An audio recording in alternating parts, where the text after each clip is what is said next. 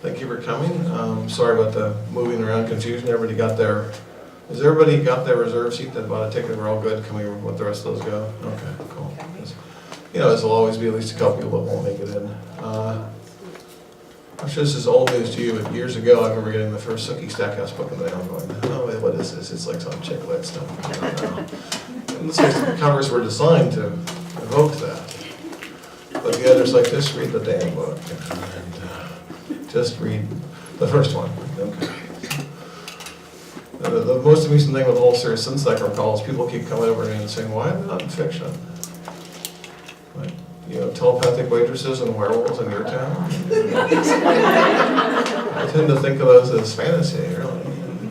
But Charlaine has certainly covered both sides of the world, from Shakespearean to almost elemental, and of course there's Midnight Texas, which I've been really enjoying now as a TV show. Everybody watch that? Yes. Hopefully they bring it back. And she is downtown for the newest Aurora Teagarden series, where Aurora now gets to be a mother. And of course that doesn't stop problems happening when someone, so at the start of the book, somebody shows up dead in her yard, you know, and what could possibly cause that to happen, you know? But other than that, I'm just going to let Charlaine take it away. Please welcome Charlaine Harris.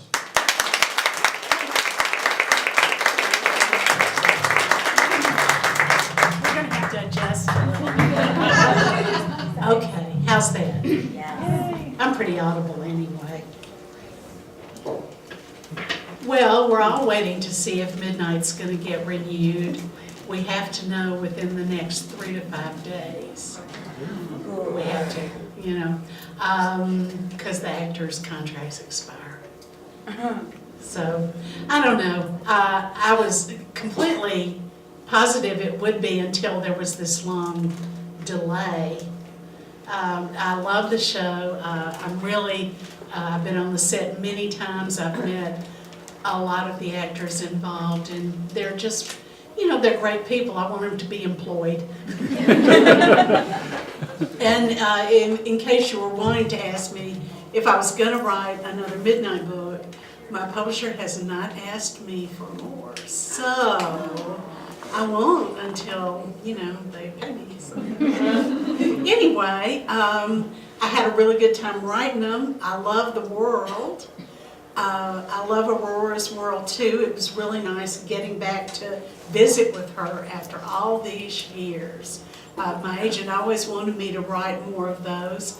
And when the movies were so successful on Hallmark, my agent said, you know, I think that St. Martin's would be glad if you wrote some more. And I thought, well, you know, it'd be kind of nice to see her again, find out what's happening, you know, see how the marriage went, see how the baby is. So this book is pretty much about Aurora adjusting to being married, and she's only been married like, you know, a very short time. Before the baby comes, so she's adjusting to being a newlywed and living with someone full time, which she has not done before, and having a newborn. And she and Robin are not, you know, spring chickens anymore, so she doesn't have the vigor of a very young mother. So, you know, that was pretty hard on her, and of course I made it even worse. Because the book wouldn't be fun if it was just about, you know, a newlywed mom. It had to be more about, you know, the killing and the fear. And so she does find a woman dead in her yard, but it's not who you think it's going to be. Because I had it be who you think it's going to be, but that was just boring. So I changed it all around. And I really enjoyed writing it, and I really enjoyed doing the research I did for it too. So I hope you all enjoy it as well. One review I got said, too much breastfeeding. I thought, okay, I guess that's a valid criticism. But if you've ever had a newborn, you know, that's what you do. So hopefully you won't think there's too much breastfeeding. Anyway, I am here to answer your questions because that's what I enjoy doing. So I hope that you have some for me that I will be glad to try to answer. But this will be a shorter talk than I had planned. if nobody raises their hand.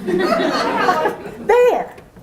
One of the things that I really enjoyed about the Midnight Crossroads book or both is the crossover that you have between some of the characters with the Sookie Stackhouse novels. Uh-huh. And I wondered, do you know that a long time ago, or once you're writing into the Midnight Crossroads book, is that when it kind of develops where you cross over the characters? I wonder how that comes together. Well, once I conceived of the world, I never liked to reinvent the wheel. And I thought, I need a sheriff. I thought, well, I had a perfectly good sheriff in the Aurora books. Why don't I use him again? And I thought, well, that's feasible because he always had trouble with women, and it would be in character for him to move around a little. And I thought, well, I've always wanted to see Manfred Bernardo again because I really liked him. I really enjoyed creating him. I thought he was pretty cool. And I thought, well, he would really fit well into Midnight. And, it just kept going like that. I thought, well, so-and-so should visit. And it all worked out. So I thought, okay, I've got to have somebody from every series. So eventually, they all got in there. And it was tremendous fun for me. I like seeing Bobo Winthrop again from the Harper Connolly books. I thought, what has he been doing all these years? And it was great to catch up with him. And so I hope you all enjoyed that too. Bobo was my agent's favorite character of all time. And he really wanted to see Bobo again. So I thought, he's a good agent. I'll do it. So that worked out great. Yes. Harper Connolly is one of my absolute favorite Thank characters in you. all of fiction, besides Mr. Snuggly, because that attitude. Anyone who calls their human their feeder is just perfect. But was it the end of the story naturally, or were you just not asked to write more Harper Connolly books? Because I cried when I realized that was the last one. Thank you. I thought the end of the Harper books was at least tying everything together. The overall arc of the stories was her finding out what had happened to her sister, and she does find out in the fourth book. So that was kind of a natural end to that part of her story. And then I had been writing, actually this was my choice rather than my publisher's. I had been writing 2 books a year for 4 years. And I just can't do that. I have friends who can write 4 books a year standing on one hand. Rachel Kane, she can, she is fast and she is consistently good. Shannon McGuire can write under 3 different names equally well under all of them and back it all up with scientific research and make it look easy, but I'm just not like that. 1 book a year and a couple of short stories probably is really more my speed. So that is a reason I had to stop writing Harper. If I ever had a great idea for another Harper story, I would really like to see her again. She's in a short story that I wrote. Oh, you've read it? That's in Matchup, the anthology that the Thriller Writers of America puts out each year. Okay, they teamed me with, it's a female writer and a male writer. Not that that's not obvious or anything. And they paired me with Andrew Gross, who is a thriller writer. And we had a certain amount of work to do to have a meeting of the minds. I'll just put it that way. He said, I want to set it in Egypt. And I'm going, well, my character's never been out of the U.S. Okay, I'll do it. And I said, have you, written a lot of short stories? No, I've never written a short story. And I'm going, okay. Okay, we'll do this. But actually, it worked out great. We're both professionals. He is a well-known writer. It all worked out pretty well. And I think the story is pretty good. And he thought of the last line, which, yay. You got to have a good last line, and I didn't, but he did. So I think it was a pretty successful story. It's about, if Harper Connolly, who can feel the bones of the dead, if she went to Egypt, Jesus, there are so many dead people in Egypt. Excuse me, God. But there are so many dead people, there are so many bones, and it would just make her crazy. you know, and it really makes her vibrate in the stories because there are just so many dead people around. But it makes for a good story too, I think. So, and I had to give Tolliver food poisoning to get him out of the way. Wasn't any way he could fit in the last part of the story, so poor Tolliver. So sad. Yes, sir. I wanted to know for you how characters and plot interact in your writing process. Okay, first comes the character. The character is always the key to my books before I decide to write a book. With Midnight, it was the setting. But with all my other series, it's been the protagonist first. And once I develop her character, it kind of builds up inside me, and I know what she's going to be like, and the story has to be a story that will suit her character and further our knowledge of her and, actually fulfill my own agenda. I always have one. If you get it, good. If you don't, that's okay too. I like to think my books are adventures that anybody can enjoy. I'm in the entertainment industry, but I do have my own goals, and I do express those in books. So really first the character, then the setting, then my message. Yeah. Do you dream about the characters, or do you? That is so dream weird. about Every stop I've had this time, somebody has asked me if I dream about the characters. Where did this come from? Is this a new thing? Stephen King says he dreams about his books. They're horrors that he thinks about. Uh-huh. He dreams about, and that's what makes. I the don't books. doubt it. So nightmares he has so that he can conquer his fears. And so I'm wondering, do you dream about them? Do you daydream about them? Do you think about them quite often? Oh yeah, I do. Even after a series is over, do you think, oh, they're doing this? Does the world still continue in your mind? The world is there waiting for me to rejoin it after I finish a series. I have to reread maybe the last book to get back into the character. Sometimes writing can be like acting. You have to get into the character to make the world evolve. I hate to say organically, but organically. And so you have to inhabit the character. But no, I don't dream about them. I don't know, geez, I'm with them enough as it is. But I do wake up in the middle of the night and think about plot points that I have to plug, especially when I'm coming into the home stretch on a book and about to send it in. It's like looking for holes in the dike. You know, you have to patch it all up so the water doesn't come through. And I'll think, oh no, I forgot to say where he got the pill bottle, or, whatever. So that's really the only middle of the night thinking I do. Yeah. 2 questions. With your Sookie series, did you see the whole arc before? Like, when did you realize how it was going to end? And then when I watched it, I liked the first season, but then I felt like it really completely diverged from your writing. Well, it did. And I just feel like it would have been so much better if they would have just stuck to your story. But how did you feel about their complete? Every time I look at my bank account, it's just fine with me. Really,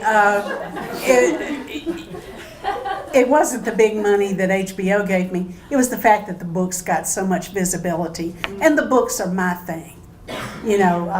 Go read the books. I hope you like them as well as or better than the series. And they did deviate, and I knew they would. There were some strokes of brilliance in there that I really wish I had thought of. Like Jessica, and Lafayette Living, but he was way more fabulous. In the show than he was in the book. So, he earned his life, literally. Alan just couldn't kill him off because he was so great. Did you see where it was going to go? I did. You knew how she was going to end? I did. I did know how it was going to end from the very beginning. I took a lot of detours, which were a lot of fun. Having Sookie go through all these terrible adventures, if I could think of something bad to do, I did it to her. I would think of something, I would think, oh, that's too bad. I couldn't do that to her, but I'm gonna. So yes, I knew how the books would end. Yes. Was there ever a character that even though you continued writing it, you disliked so much you wanted to just make terrible things happen to them constantly? I make terrible things happen to everybody. The thing is, all these characters come from here. They're all my kids, even the really unlikable ones. And I make as many bad things happen to good people as bad things happen to bad people. The only thing is, in the books, usually the bad people end up dead. So, really nice people don't usually get killed in my books. Sometimes. Don't want to lull you into a false sense of security. Yeah. Sorry, another question. Do you ever have an ending, like you finish the book and you don't like it, but you just leave it because that's the way it's supposed to be, but you wish you would have had it different? Like, you see the story ending this way, but the part of you wishes that it was different? Because you said you always saw Suki ending that way. Yeah. But did you wish it was a different way? Do you wish she would have chose somebody else? No. No. She chose the ending gave Suki the best chance for a happy life she had, and I owed it to her to make her happy. You know, after all I put her through. I mean, she never wanted to be a vampire. She always wanted to have a child. She always wanted to sunbathe forever. And I thought, okay, Suki, I'm giving it to you. You got it. Yeah. I love all of your books, first of all, and I'm just wondering what we have to look forward to that you have. What are you working on? Oh, thank you. Thank you for asking what I'm working on. Because I got signed for 3 books with Simon & Schuster, and they are set in an alternate America that changed drastically during the Depression and following the assassination of Franklin Roosevelt. Before he could take the oath of office, which at the time was a big, big deal. You couldn't become president unless you took the oath of office. And there was actually an assassination attempt on him that failed. But my premise is that it was successful and that America is split into a lot of different parts. And the part I'm writing about is very poor and it's really kind of a Western in a way. But the protagonist is a 19-year-old gunslinger who happens to be a woman. So I am just tremendously excited about this. It was really hard to write, and I went over it and over and over and over and over. And then finally I turned it into my editor, and they're very, very happy with it. So now the title is An Easy Death, and it will be coming out next year, but I don't have a pub date for it. But I'm really excited about this one. So I hope you all give it a try and enjoy it. It's really different from anything I've ever done. But I get bored if I do the same thing over and over. Yeah, just don't do that. Yeah. The inspiration, did it come to you?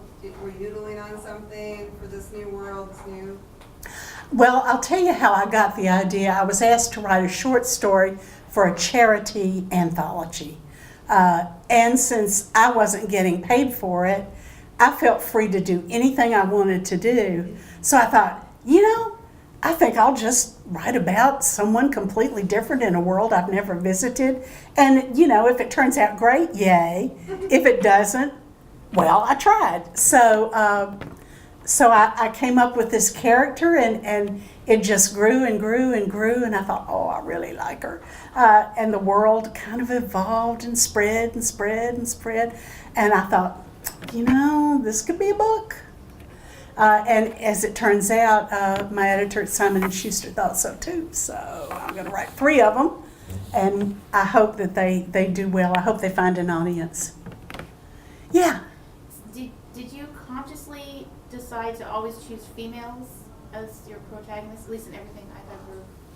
Yeah, Midnight is the only book that has some male point of view, and I really had to think that through. It isn't that I haven't wanted to do other points of view, it's just that I didn't know if I could write them with conviction. And I like to write about women who overcome adversity, and women who have interesting lives, and women who are brave. I really like that, and I think people enjoy reading that too, apparently. So, lucky me. Yeah. You've written a large body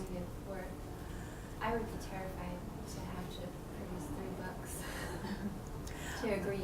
Yeah, you know, that's just what I do. If I don't, for a while 2 years ago, I didn't have a contract for anything for the first time in 30 years. It was so scary. You know, I thought, I don't know what to do with myself. You know, there wasn't any job waiting for me. It was just a terrible feeling. It was like getting laid off, you know? So I was really glad. I was really glad when Simon & Schuster had lunch with my agent and said, you know, we hear Charlaine's free. Maybe she could write something for us. And I thought, yes, I will. I just, I don't know what to do if I'm not working. I'm not much fun to be around. Yeah. I'd love to hear about your setup. How do you set your desk around or where you write? What is that like for you? It's boring, you know. I just have a desk, and I have my own office now, a dedicated office for me, which, you know, I feel like I deserve, really. It's got bookshelves built in, and I've got all my business stuff around me. I've got one cabinet that's just full of contracts because I have every contract I've ever signed, and I've had a really long career now, and that's a lot of contracts. I've got pictures of my dear friends and my family hung around. I've got my favorite cartoon framed in on the wall. It's by Jerry Van Amerongen, and it depicts a man standing mashed against his wall like that by a door, and it said, and there he was alone with his brain, because that's what writing is. It's being alone with your brain all the time. And I love it. I really enjoy that, but a lot of people can't stand it. And I go, yay, because that means less competition. It's just really a standard office. I have the door that leads onto the dog run. That's my big job, opening the door for the dogs. That makes me get up and down, which I need to do. You can't sit too long. So I let the dogs in, I let the dogs out, I let the dogs in, I let the dogs out, and I write. Is that what you wanted to know? Okay, good. Yeah. To kind of piggyback, what's the longest time you've ever sat like in the zone writing a book? Oh, when I'm coming into the home stretch, when the book is due, because I never turn it in, you know, early. I just don't, I always, the suspense just mounts and mounts and mounts. When I see the home stretch coming in, I write that sucker till I finish, because I don't want to be late with it. That's not professional. And I want to finish by that time. All I want to do is get rid of it. I want that book to go out. I want to hit that send button. I want to say, yes, I did it. And like most writers, I get up and dance when I hit the send button, because that is a big celebration. I mean, you know you're going to get it back. You know you're going to have to change stuff. You're going to have to read it over again until you are sure it's the worst book that was ever written. But that's just the happiest day, when you can send it off. And those days, I write and write and write and write. Yeah. What books or authors did you like reading when you were young that maybe Okay. inspired you, right? Books I liked reading when I was young. I'll tell you a couple that had a huge effect on me. Jane Eyre and Rebecca. That is, the elements in those are elements that are in every romance that has been written since then, and most mysteries. Those are two great books, and I read them over and over and over. So I would have to say those. Of course, I also read anything else I could lay my hands on. You know, most writers are great readers. I would not trust a writer who was not a great reader. You have to bring it in before you can put it out. You just have to digest what other people are doing and hopefully gain inspiration and knowledge from that. Yeah. Speaking of which, I wanted to thank you for your blog where you recommend books, Oh, thank you. where you say what you've read. Oh, good. If you don't know, this lady does look at my website, and I have a feature there called Book and Blog. You don't have to read the blog. That's just whatever I was thinking about that day. It could be something fun or it could be something stupid. But, read what I've been reading, because I only talk about books I enjoyed. I'm not going to talk about books I didn't enjoy, and there were some. I think there's enough negativity around that I don't need to do that. I would rather bring another writer up than put another writer down. And everything I say I read and enjoyed, I really did read and enjoy. I don't ever fudge on that. It's very important to me to raise other writers up. Yeah. In an interview, Anne Rice said that her and Lestat would sit and watch True Blood, and I was just wondering, do you have a character that follows you or that you talk to? I think in the Sookie books, Eric watches soap operas. Oh, he watches Buffy. You know, he watches Buffy. I tell you, the biggest thrill I ever got, one of the biggest thrills, was getting a Facebook message from Anne Rice. And I thought, I'm so cool. I thought, this is so great, so great. And we have a very friendly relationship now. What did she say? Oh, she just said, oh, you know, I really love the books and I really love the show. And, you know, I just want you to know I read them all. And I'm going, I can be just as much of a fangirl as anybody else. So that was a huge thrill for me. Huge, huge. Yeah. Have you ever considered narrating your own audiobook? Well, I don't think my accent would lend itself real well to an audiobook, but I have some really good readers for my audiobooks. I know some of you have probably listened to Joanna Parker read the Sookie novels, and I think she was just great. And Therese, can't remember Therese's last name, who does the Aurora books. I think she is also very good, and I actually got to pick her. I didn't pick Joanna, but I think she was really the best they could have gotten for the job. So I'm going to leave the narration to somebody else. They're all trained actresses, which is a prerequisite for the job. You can't just have a good voice. You have to be able to do all the different characters in a way that readers can identify them. And I didn't think about how hard that must be until I started breaking it down and analyzing. And I thought, how do they do that? Man, that is hard. They can do it sitting by themselves in a booth at home, evidently. Joanna records hers at home. Yeah, way back there. Do you have any input with the artist about the covers of? I had cover approval on the Sookie books, which is not easy to get. That shows you I was making some money. But on the Aurora books, I have a certain amount of input. If I say no, I just hate that, they'll do their best to change it, especially the UK. The UK covers are different from the American covers. And they always ask me what I'm thinking. The other covers, I have a lot of foreign covers, like Polish or, so many. 30 languages, and I have no idea if they're good translations or not.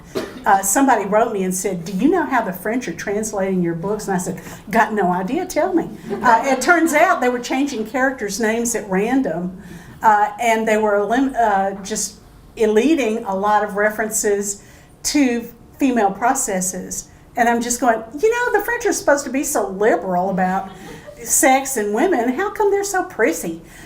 So anyway, they retranslated them. Yeah, yes. That made me feel really powerful. Anybody else? Yeah. I was surprised to hear that you said you were without a contract, given how many of your books have been made into TV.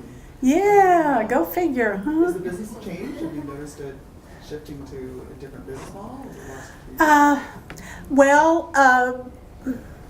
A mixture of both. The Midnight books didn't perform the way Penguin thought they would, and I was sorry for that. I knew they wouldn't reach Sookie levels. That was just like lightning. And I'm really glad to have been struck once. I don't expect to be struck twice. I knew the Midnight books wouldn't do that well. If I had had a milder career all over, I would be very happy with the way they sold. It felt very strange. I knew that eventually somebody would be interested because, I've made some publishers some good money. But it was just the waiting, and the thinking, doesn't anybody love me? Writers are really insecure. Kind of follow up. Have you ever been approached to write a screenplay or TV treatment directly without writing a book? No. She asked me if I'd ever been asked to write a screenplay or a television script without having written the book. No. A lot of my writer friends, when their books get picked up, when they get an option on their books for movies or for television, they put in their contract that they want to write at least one script. You know, maybe I'm just unambitious, but I don't want to. I don't want to do that. I've written some graphic novels, and I've written short stories, and I've written a romance, and I feel like I've stretched myself pretty well. I just have no ambition to get in the script writing business. You know, there are plenty of script writers. Yeah. Did it take a long time to develop your Fiji character and her snarky attitude with Mr. Snuggly? I think he's the best literature cat ever. Thank you. I just thought this is essential cat nature. You know, this is what a cat would be like if it could talk, and aren't we glad that they can't? I think you nailed it. I hope so.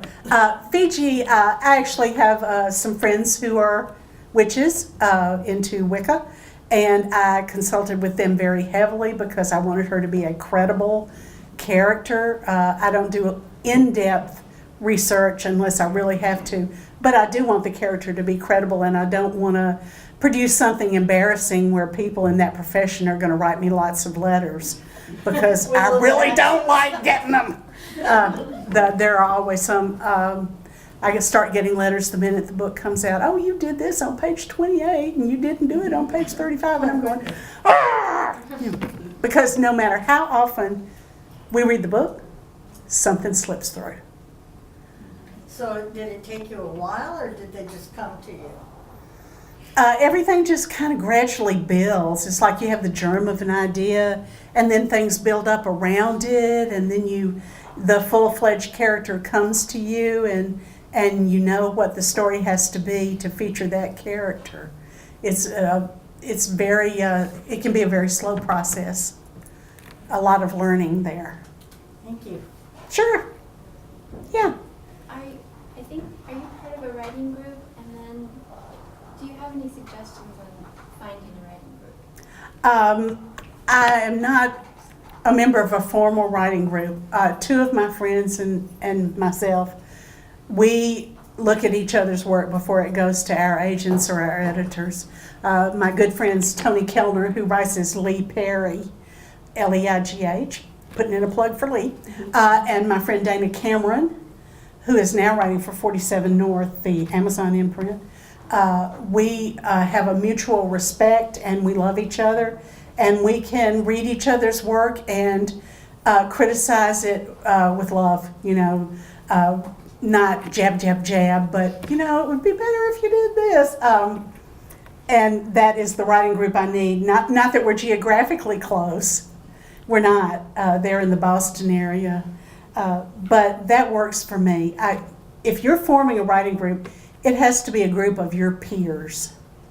It really can't be a group where one person is doing one thing radically different. It's really good if you're all doing somewhat, like you're all writing genre, whatever genre, or you're all writing thriller. That really helps it along. If one of you is a poet, if one of you is a script writer, it's just pretty much doomed to failure. It's not going to work. Thank you. Yeah, well, not very helpful, but it can be hard to. I know writers who have worked for years to get their writers group exactly where they want it to be. A balance of people who respect each other. Yeah. Another question, anybody? No? Yeah. So, as you look back and reflect on your career, what really helped you, either through the tough spots like last year or getting started, or some highlights? I have an overwhelming belief in myself. Despite all my insecurities and my moments of fear, I believe that I have talent, and I believe that I'm a professional, and I work really hard. My contract with the reader is that I will do my best to produce the very best book I can. And I hope that you will enjoy it. But that's my goal.